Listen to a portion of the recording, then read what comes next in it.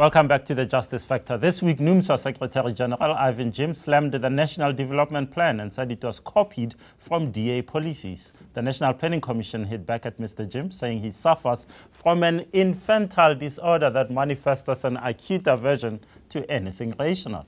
Irvin joins me today to discuss the NDP and alleged attacks on COSATU leader Waldimar Pelser.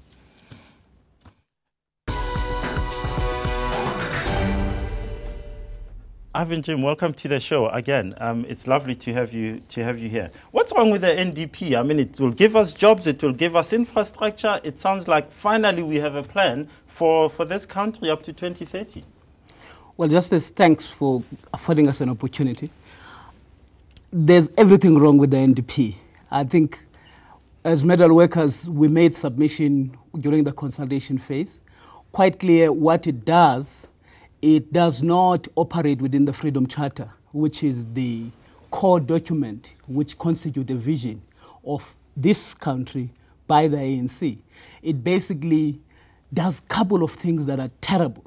It leaves intact white monopoly capital. In other words, it does not deal with colonization of a special type. It does not transform minerals, energy, and finance complex. Maybe not for strange reason, because those who were at the helm of packaging it together, the chair comes from basically for the past 18 years in this country, made sure that the minerals energy complex is not touched. In fact, the finance capital continues to be dominant. The deputy comes from the mining sector. Let me stop you there, and maybe we can come to those two individuals that you mentioned directly.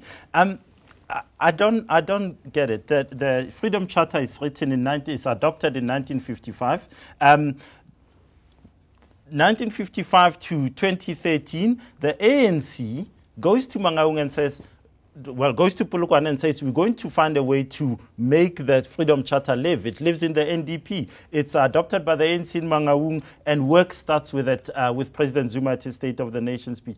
Isn't it wrong to always take everything back to the 1955 Freedom Charter instead of saying we live in the here and today and we cannot, for example, nationalize, so we need to work within that framework? It seems as if everything, in your view, has to go back to 1955, which is not practical. I must say it is very painful that the people of this country in 1955 assembled in Kliptown. They knew what was the future of this country it should be about. They knew what colonization meant to them. The Freedom Charter says, I'm just going to quote, it says, mineral wealth beneath the soil, banks and monopoly industries should be transferred back to the people as a whole. Since the political breakthrough in this country, that didn't happen. In fact, Morogoro put it worse. It visualized where we are. It says we do not want to underestimate the enormity of the future challenges that the ANC government would be confronted with. However, that government would have to ensure that the basic wealth of the country is restored back to the people. But I put it to you that if today you said, and I'm not saying that it's wrong or not wrong to say, let's nationalize the mines, let's take over all these industries. I'm not saying it's wrong, but I'm saying you try to do it anywhere in the world today, and your economy will collapse on day one of the day you do that. You'll see the flight of jobs, the flight of capital, the flight of... You will not be able to do this. You're giving me... But what I'm saying to you, you're giving me the USSR in 1985, and that collapsed. Just this. The truth of the matter is that capital flights and the capitalism in this country with neoliberal, we have removed exchange control in the interest of capital, not in the interest of the people of this country. Both legal and illegal money leave this country into financial speculation. That's money we need to be invested in productive sectors of the economy. Do you think what the NDP does, it basically conceals all the failures of GIA because people don't want to face the reality that, in fact, they have for years now, for the past 18 years, we have 25% unemployment in this country. The NDP, and it's worsening, Justice. It's worsening, but with the NDP, here is a chance to actually start saying these young people will begin to have jobs if we do 1, 2, 3. I don't see it happening under nationalization. You can only do that if, as a country, we were to say manufacturing matters. NDP suggests that it will support those products in terms of manufacturing that are dynamic, that can be supported. As to how that is going to happen, they are not saying anything. Oh, for instance, of subsidies, the stock of also wait. Industrialization is a big part of the NDP. No, there's no industrialization. There's no beneficiation. In fact, NDP support massive infrastructure for extraction of our minerals out of the country, buried there. Beneficiation is already a policy of this government. But where is it implemented? I can tell you that we got iron ore, we got platinum, we got chrome ore. Just to give you chrome ore, we got 80%. Where is that chrome ore going? Perhaps it's because your comrades in the NUM are not doing anything about this and getting on board and saying, let's do this. No, but with due respect to NUM, they are not running any government. What I'm saying is that chrome ore is shipped up to China. China, as I'm talking to you, is basically leading in terms of producing ferrochrome, which produces stainless steel. But the very same China sends back to us metallurgical coal. It has imposed 40% tax. Why are we not imposing 40% your comrades tax on our own minerals? Comrades, your alliance partner, are sitting at the union buildings and they are not doing anything about it. What are you going to do about that? By the way, metal workers have become very robust and they've taken a very sober decision because we think that we need to understand who are we dealing with. We have taken You're dealing with the ANC, your alliance partner. We're dealing with the ANC, and one of the things that we have recognized, which we're saying, unless the working class takes full responsibility to basically that the agenda of this country is championed, and in our view, we think that we must take to the street. That is why we support Section 77 of COSATU, because e-tolling, labor brokers, youth wage subsidy, dumping of nationalization by government after we were part of a process that by the ANC government and leadership. Yeah. After we were part of a process that debated, but suddenly individuals, they go beyond that and just dump. No, they're not individuals. This is the ANC government. And I put it to you, Irvin, that you've lost. You've lost on nationalization. Mangaung said, no way. Youth wage subsidy, it's happening according to the finance minister. E-tolls, you've lost. Labor brokers, you've lost. NDP, you've lost. And you're still in alliance with the ANC. No. I think if there's one admission we can't run away from is that as the National Union of Med, after our own reflection, we have concluded that there is no revolutionary agenda that has emerged out of Mangaung. So we don't need you to tell us that. We know that. But we have decided. What are you going to do about it? We have decided to struggle. We're not going to run away and leave the ANC. It's not for the first time that, for instance, the bourgeois individual, people who are bourgeois in character, become dominant in the ANC. When the ANC was formed, you were fooled in 1997, in 2007, and you've been fooled again. The ANC will continue to do what it likes and adopt the NDP, and you will continue to shout from the sidelines and vote for the ANC in 2014. Look, the bottom line is that the dominant class in society is what is our enemy, which is we continue to engage with, and it's our opponent. The movement is a big movement, is multi-class. One of the things that we have not run away from, to the extent that with the current leadership, everything else that has to do with the working class, we have taken a decision. We're not hiding this.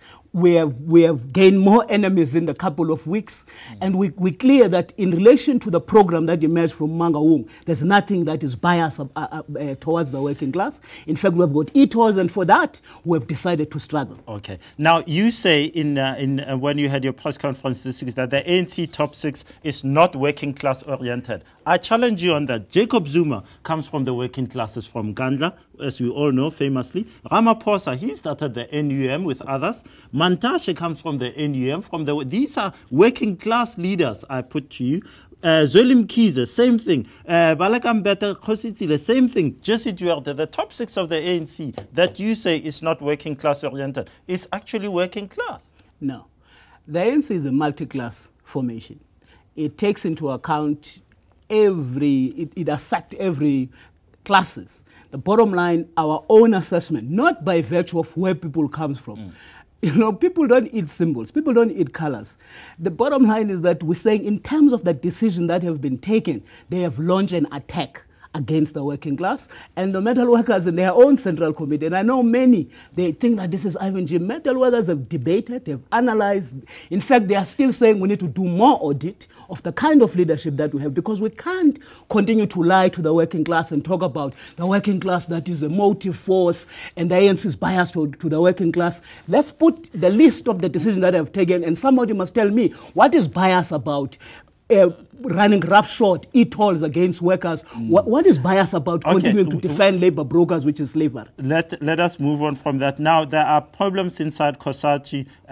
Zwelithini Vavi says there are insinuations against him. What are these insinuations? Did you ask Zwelithini Vavi that? No. Why should I ask him? You said you sit in the CC of and you were in that meeting where the allegations against him were made. You came out this week and said you will defend him. Look, I think one of the things that we should protect at all material costs, especially under the onslaught against the working class that we are experiencing today, is to defend the unity of the federation. And for me, that takes into account that COSATU affiliates, inside COSATU meeting, they've got absolute right to say what they want to say about anything. What we have condemned in the recent past, which we're saying we shall crush, we shall defeat, is an attempt of us singling out COSATU General Secretary, and that come in the form of sources that get deployed to the media. Okay. We've run out of time, but I want one question from you, one answer from you. Is this likely to split COSATU? Are there divisions in COSATU so deep over these issues that COSATU may split? Look, one thing for sure, I'll say two things. One thing for sure, COSATU is a center of focus because it have adopted a revolutionary program which must be executed whether anyone like it or not, because it's about the future of the people of this country, it's about the youth of future of the youth of young people of this country. And for that, I think COSATU is going to have enemies, but I can tell you that workers had their own Congress, they have adopted that program, they've elected leadership. I don't think they will allow any Johnny come late to try and steal their outcome of the Congress. Irvin, Jim, thanks so much for your time. I'm sorry we didn't have enough time to get to the heart of these matters. After the break, we give you our winner and loser of the week.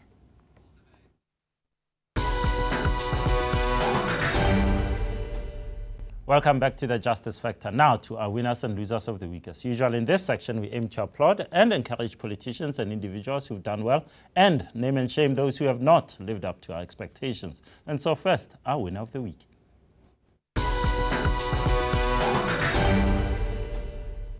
We all know about those lazy parliamentarians. We've seen pictures of them asleep in parliament. Many of them don't even bother to pitch up in committee meetings or in sittings of the National Assembly and the NCOP.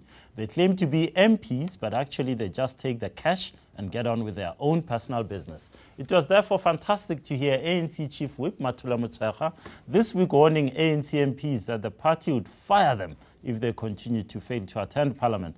Motshekga said these MPs would not be asked to go back to Parliament next year. Of course, the proof of the pudding is in the eating. Will the ANC act against MPs like Winnie Madikizela Mandela? We shall wait and see. And so our winner of the week is ANC Chief Whip Matula Motshekga. And now to our loser of the week.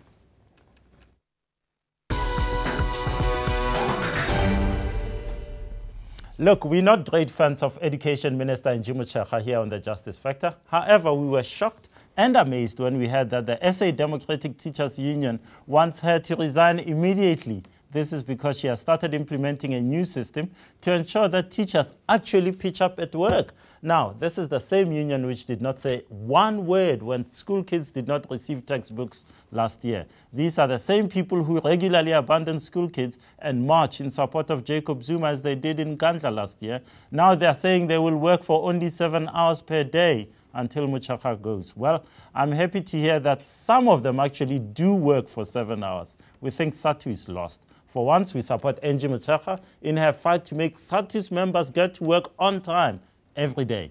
And so our losers of the week are SATU leader Mugwana Maluleka and his entire union. What a bunch of losers. And with that, we come to the end of our show. Email us on justicefactor@enca.com and join us next week for more news, views, and debate. Have a fantastic week.